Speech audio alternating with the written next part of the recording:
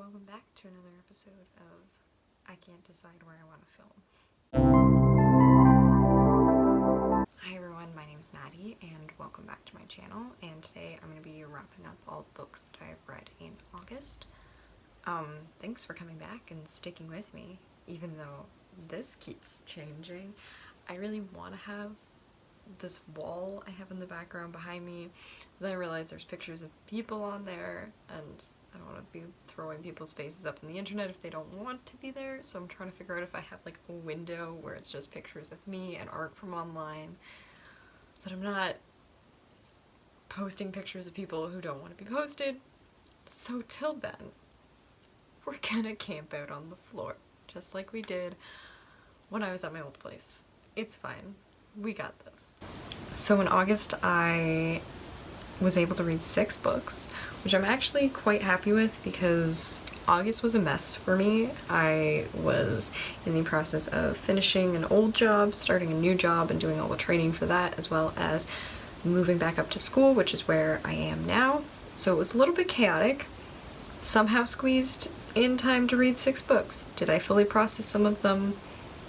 We'll talk about that later. So the very first books that I read this month is This Winter by Alice Oseman, and this book is tangent. One of the things I love on Goodreads is when books are in between books in a series, or they're a prequel and they'll be listed as like 3.5 or like 0.5 in the series. I just find it really funny. Like, it just makes me think of like Lion King 1.5. I'm always like a little suspicious of it, because I love that idea that we're just like shoving books like in between, and we'll be like, I don't know, I just am imagining a book that is like this series, book 2.76, because it's like exactly that distance between the books that we already have. I don't know why it's so entertaining to me, but it is.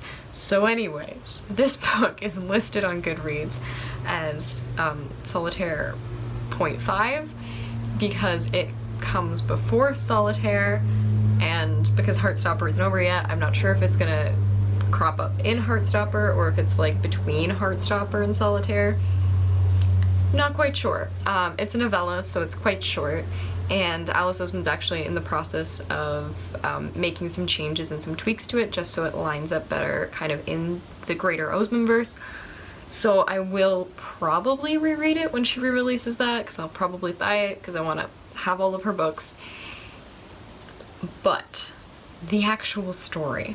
So basically This Winter focuses specifically around the Spring household, so that is Charlie, his older sister Tori, and their younger brother Oliver.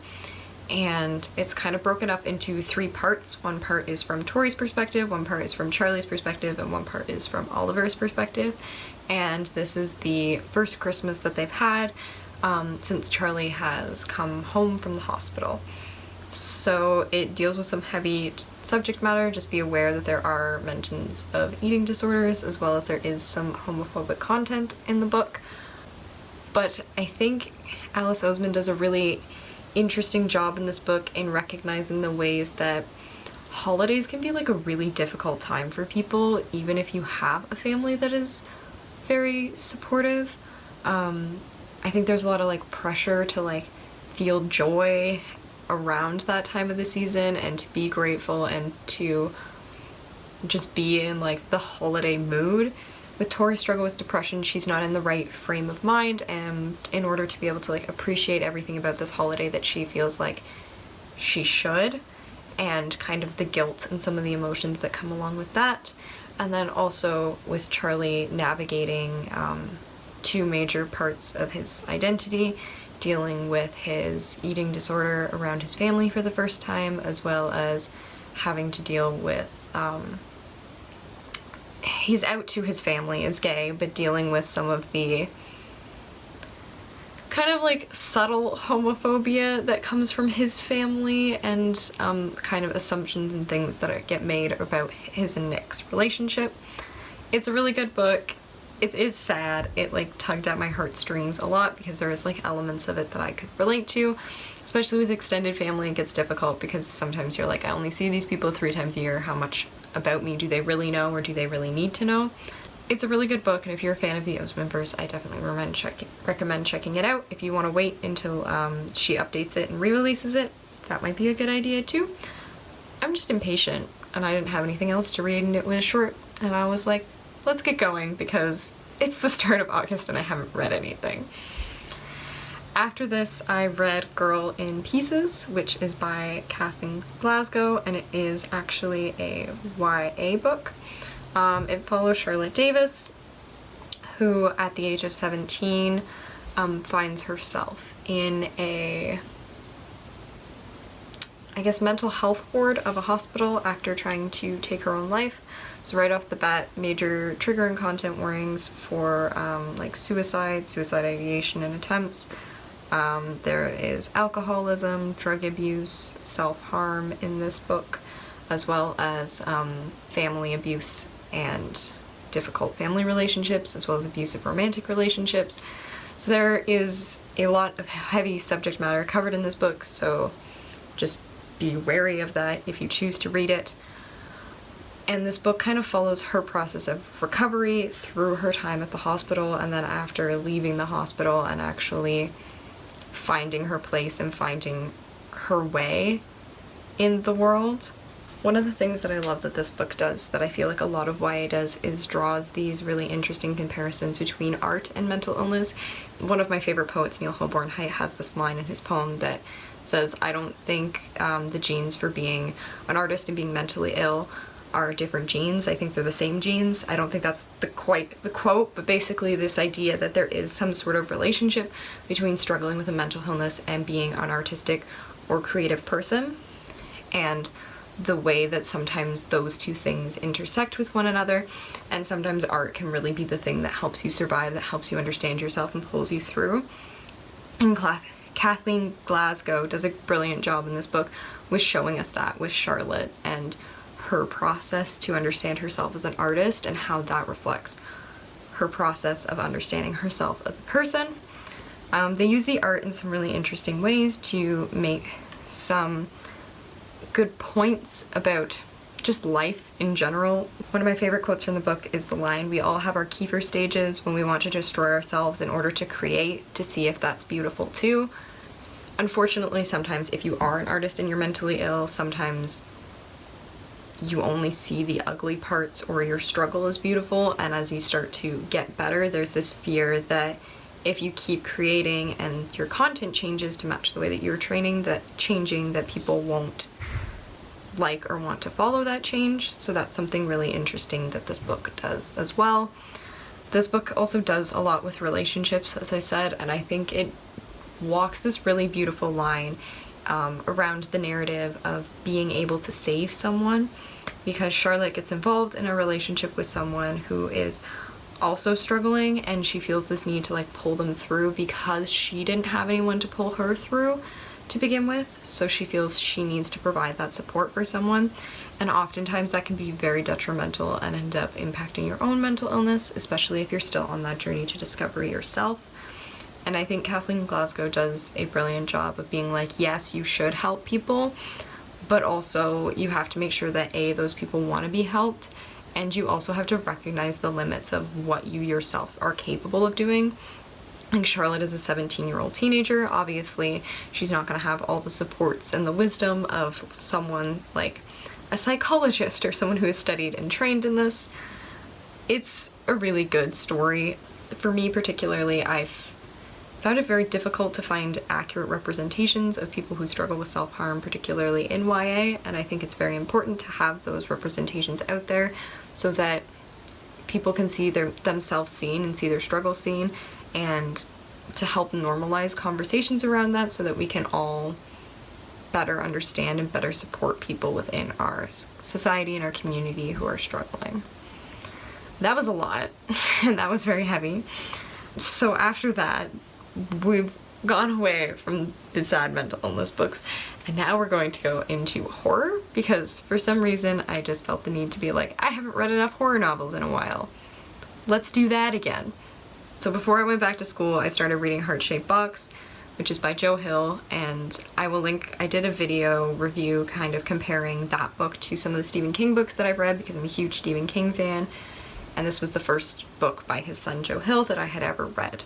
And Heart-Shaped Box follows this washed up rock musician who is very into like the occult and I want to say Satanism, but kind of like things around that, paranormal activities. So he owns a plethora of all these different, I guess, dark things. I'm doing a terrible job of explaining that, but essentially what happens is someone is selling a ghost. They're selling their father's ghost online, and he ends up purchasing it, and it turns out the ghost has more of a relationship to him than he originally thought, and the ghost also has different plans for how that relationship is going to develop and why he wanted this character to buy his soul in the first place. It was really good. I won't go into it too much because I will link that other video, although I have been told that other video is a bit of a mess because I was all over the place. I had just moved here and I wanted to get some content out into the world and I hadn't really had time to do that yet. But I'll just make a few notes about it here. Judas Coin, the main character, is really interesting and really fleshed out. Unfortunately, I found his girlfriend and some of the other characters weren't as well developed, which made it a little bit difficult for me to keep going with the story because I didn't have these characters that I was invested in. This book does fall into one of my favorite horror tropes of all time that I just find hilarious, and this happens a lot in Stephen King books, which, like, at the very end of the book, after everything has gone to shit, the characters have this moment where it's like, oh, like, people have died, like, there's been violence occurred, or people are injured and they can't get somewhere to take care of themselves, so they have to call the police, and then like they come up with some like half-ass definition of what happened, and they're like, why is there like blood drawn in the floor and like weird symbols, and they're like, nothing ooky spooky going on here, police officers, just totally normal natural events. And the cops are always like, all right, we're not gonna look into this more, we're just gonna believe you. And I find it hilarious, to no doubt, every single time I read a book that has this. One thing that I did like about this book was it did a good job developing lore and backstory for some of the characters, even though it could have done more. Judas Coin's relationship with his previous girlfriend and his relationship, of course, to the ghost and everything that's going on there is very well developed. Unfortunately, he does have a relationship with his father, which doesn't get teased out as much. Overall, it was a solid horror novel, quite enjoyable, and I would definitely recommend taking some time to read it. After that, I read The Whisper Man by Alex North, and this book was amazing. It was probably the first 5-star horror novel I have read in a really long time. And the inspiration for this book came from the fact that the author was one day talking to his son, I believe, and he like asked his son what he was doing, and the son said something about like, oh, the boy in the floor told me. If I was a parent in that scenario, I have no idea how I would have responded to my kid saying that. So this book follows Tom Kennedy and his son Jake, who are moving to a new home after the death of Jake's mother and Tom's wife. And in this town, I believe it's about 20 years ago, in the town of Featherbank, there was a man who abducted and killed a number of children, and he was nicknamed the Whisper Man because he would whisper outside of the kids' windows to kind of lure them out and kind of build that relationship with them. And now someone has gone missing, another child has gone missing again, and the Whisper Man seems to have returned despite the fact that the person who did it is in jail. And of course, someone seems to be whispering outside of Jake's window as well. This book was brilliant. There were so many well done plot twists and turns throughout the book that I didn't see coming, and anytime there's a book with a plot twist that I don't see coming, I'm immediately like, yes! Because I think as a writer and as someone who reads a lot, I find it very difficult to find stories that aren't predictable. I have friends who refuse to watch movies with me because I can like always guess what the ending is going to be. So anytime they can throw a curveball my way that I don't see coming, I'm over the moon with that. The characters in this book are so well developed, and their relationships and the conversations that they have are so like fascinating to me. The conversations that Tom has with himself about like trying to be a good parent, as well as like trying to grieve his wife and take care of his son, are just fascinating. And there's other members of his family that play into the story at various points in time, and the way that they unravel that is really interesting. And this book also does some pretty interesting things with supernatural and with horror tropes, and kind of spinning them on their heads at different points in time. I don't want to get too much more into it because I don't want to spoil it, but it's an amazing novel. It's one part like suspense, one part thriller, and then definitely like there's very heavy elements of mystery in it, because you're getting all these little pieces of the puzzle. You're trying to figure out who the new Whisper Man is, you're trying to figure out if it's a real person or something else and what's going on, and you're trying to solve it all in time to try and prevent something from going wrong. It was a fascinating read. Like, I blew through the entire book. I would highly, highly recommend this. I've already ordered Alex North's new book, The Shadows, which I'm hoping to get sometime this week and start reading. Like I said, I have not read a horror novel this good in a long time, so definitely recommend you check that out. After that, I read the novel I'm Thinking of Ending Things, particularly because it is being turned into a movie that is coming out on Netflix, I think, later this week, and I would love to watch the movie, but I'm very much a I have to read the book before I can watch the movie person. So this book kind of follows what is the character's name? Oh, she doesn't have a name. That's why I can't remember it. It follows a female protagonist who is going with her boyfriend to visit his parents for the first time, and she's kind of like thinking of ending the relationship and ending things between them, as well as there's kind of this underlying theme that she might be thinking of ending things altogether. And it's very much a like psychological horror thriller, because it goes back and forth between what is actually happening with Jake and our narrator, and then these like clips after what has happened, where like people are discussing whatever big event has gone down in the aftermath. So you kind of are trying to like pull from those interviews to figure out what is going to happen with the characters that you're actually following in the present. That was really interesting to me. The ending, I have like a couple minor issues with, but I don't want to discuss them here because they pertain to some pretty big spoilers about the book. So I will leave that there. Maybe I'll make another video where I tease that apart a little bit more, because it is another horror trope, but just one personally that I have some issues and some problems with. The book is very intelligent in the sense that like it forces you to think when you're reading it, and I think I gave it 4 stars partially because of the ending, but also partially because I don't think I understood everything that was going on there, and I did have a little bit of difficulty with it. I was reading this book in the midst of doing some pretty heavy training for my new job, so I think sometimes when I was reading it I wasn't fully awake, and I don't know if I was fully comprehending everything that Ian Reid was truly doing with this book. So I may have to reread it to do some better justice to it, or maybe after watching the movie some more of those pieces will come together for me. But it was interesting. There is something like creepy and unsettling going on throughout the whole time, and any book that like forces you to think and forces you to tease it apart is something that I love, because I don't like when authors just like spoon feed you everything. I think it is really important to be able to rely on your readers to pull some of that apart. And it is also interesting because I did do some reading online afterwards, and there's a lot of different people who have different takes or perspectives on the ending and how that influences the rest of the story.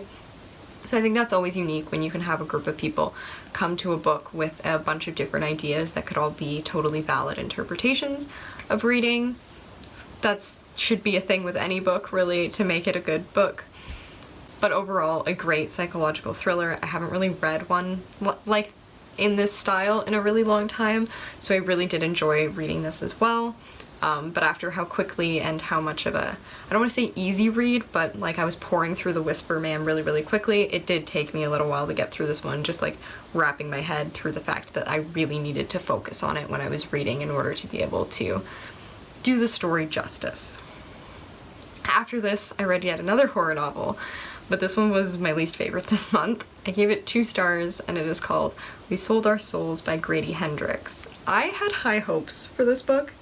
I'm a big like 80s rock band fanatic. That's kind of the music that my dad loves and my dad raised me on, so I listened to like a lot of Twisted Sister and Poison, a lot of those like hair glam metal type bands. So anytime there's like a story that like pulls on a lot of those pieces, I always get really excited. And this book follows this heavy metal band Dirtwork, who is poised for breakout success, and then everything falls apart when essentially one of the band members takes control of everything in this new contract and then goes on to become successful and famous. And years later, he's finally doing a farewell tour, and our protagonist Chris, who was one of the guitarists and writers and best friends with Terry as she was a part of Dirtwork, is trying to figure out what exactly happened on that night and what went wrong, and be able to fight back against whatever forces have actually been caused everything to go sideways. This book was also, I think it was a 2018 Goodreads Best Horror Novel nominee, and I've seen other books by this author before, so I was like, oh great, maybe this will be another new horror author that I'll really love. No.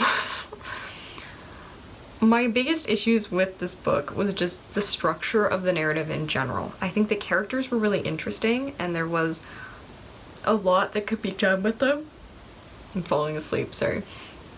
But I had issues with just like little things in the narrative that weren't really explained well. So there was the witch house, and unless I fell asleep at some point in the novel, they never told us why it was called the witch house, which I thought would have been interesting to know. I was like, okay, I'm just taking this as this is a weird heavy metal name that they've come up with for this place that they stay in sometimes.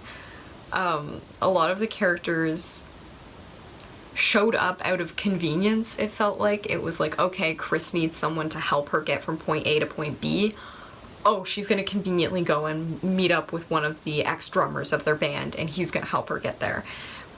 Which was really, really frustrating because then I wasn't invested in those characters and I wasn't moving with the story in the sense that like I could figure out what was happening next, because these people were just being thrown in as like, oh, we need them here, we need them here. They tried to weave together the story of Melanie, who is a huge fan of Terry's new band, Coffin, and she's going to see him, and that's supposed to kind of be playing in parallel to Chris's story. But in the middle, we just stop hearing about Melanie, so that when she reappears again towards the end of the novel, you're like, why do I know that name? And then it took me a while to remember who she was. And then I think the lore that they've built around this idea of like Black Iron Mountain, and there's these kind of creatures that like suck people's soul. It's a very like demon-esque, heavy paranormal type book, and they do some very different things with looking at how that works, but it's not explored enough that I had an understanding of what was going on.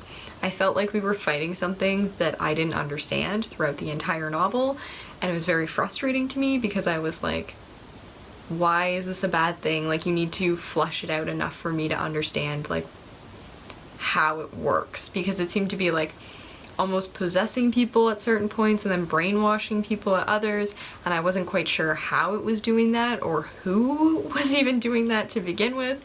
And then characters that were brainwashed at certain points all of a sudden like were on the good side at the end of the novel in different points, and there was just a lot going on that didn't connect and didn't like make sense in the like cohesive form of a narrative where like one thing needs to connect to another and a thing needs to connect to another thing. It just felt like it was like jumping around wherever the story needed these people to be, and as a result they weren't consistent. So unfortunately this book has a dope-ass cover. It sounds phenomenal, but it was not my cup of tea. I did not enjoy it. So with that being said, I might do another longer video about what I want to read in September, but I do have Nick and Charlie and Loveless by Alice Oseman. They both showed up after I left. Loveless literally showed up on my doorstep at home like an hour and a half after my dad were on the road moving me out, so I'm a little salty about that. But I do have family coming to visit, so hopefully they're going to drop those off for me that I can read. I have The Shadows by Alex North coming, as I've mentioned. I've ordered that book, so that should be dropped off soon. I am an English major. I'm doing a double major, but that's one of my majors, so I'll have lots of books to be reading for those classes as well. And then there's just a couple other new books I've had my eye on, particularly Fredrik Backman is one of my favorite authors, and he has a new book called Anxious People coming out, which sounds interesting. If you want to follow me and see what I'm reading as the month goes on before I do these big wrap-up videos at the end, I will link my Goodreads below. My Instagram is also down there, as well as my blog. I haven't updated my blog in a really long time, but I'm planning on putting out a new post just kind of discussing the future of that and probably mentioning this channel a little bit in there. So if you do want to see what that's going to look like moving forward, please feel free to take a look and give me a follow. I would really appreciate it. And in the meantime, I guess that's all from me. I really appreciated people's feedback about the style of last week's videos. I tried to take some of that in and make this video a little bit less chaotic, a little bit more structured. So if that was something that you liked, let me know. If there's something else that you would like to see, or video recommendations or book recommendations you have, always happy to hear them. And until then, I will see you next week.